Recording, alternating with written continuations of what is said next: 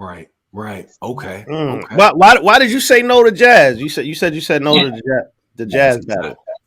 But because I mean, y'all know, I called jazz out since I stepped on the scene. I came out in what 2012 and Hmm. started calling jazz out all throughout the years, and she had always said no. You know, even like I said before, me and Jazz had two big opportunities to battle each other.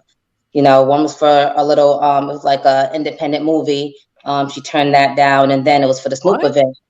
Yeah, and then the Snoop event, I was turned down again. So I'm like, okay, here's two big Oh. events for us that we could have battled. She turned it down. So I think I just grown to the point where I'm like, okay, I'm over it.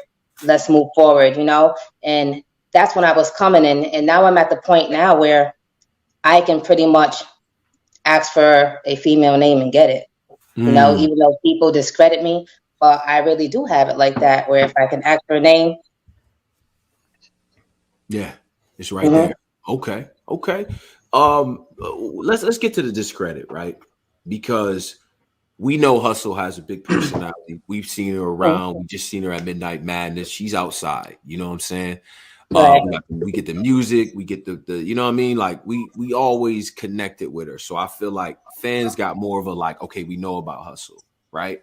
Do you feel Hmm. a sense of just reading the tea leaves, right? Do you feel like people are counting you out with this battle?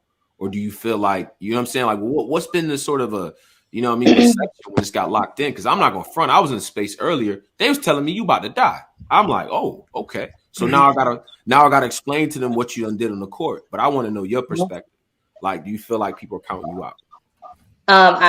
Yeah, but I've always been counted out. You know, this is the same thing I've heard when I was put up against Official. You know, they said Couture about to get her head punched off because Official's a puncher. She can't stand against these punches with her props and her personals and, you know, this and that.